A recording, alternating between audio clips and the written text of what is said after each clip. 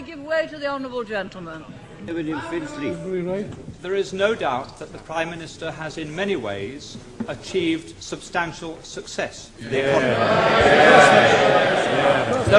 is one statistic that I understand is not, however, challengeable, and that is that over her 11 years, the gap between the richest 10% and the poorest 10% in this country has widened substantially. That's right. How can she say at the end of her chapter of British politics that she can justify many people in a constituency such as mine being relatively much poorer off, much less well housed, and much less well provided than it was in 1979?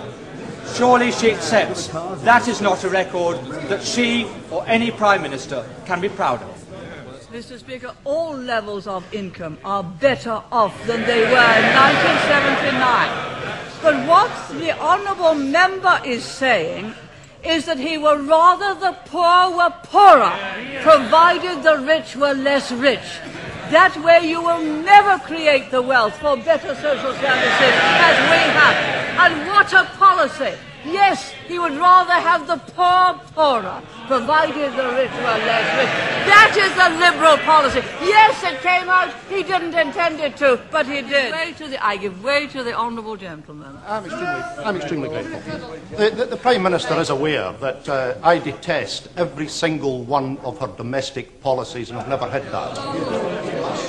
And I think that the honourable gentleman knows that I have the same contempt for his socialist policies as the people of East Europe who have experienced it have it for theirs.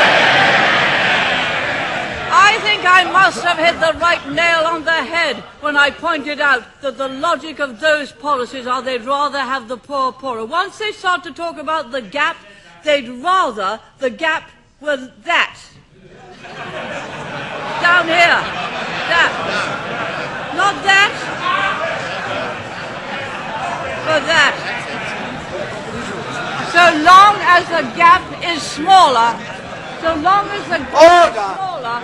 they'd rather have the poor poorer. You do not create wealth and opportunity that way. You do not create a property-owning democracy that way.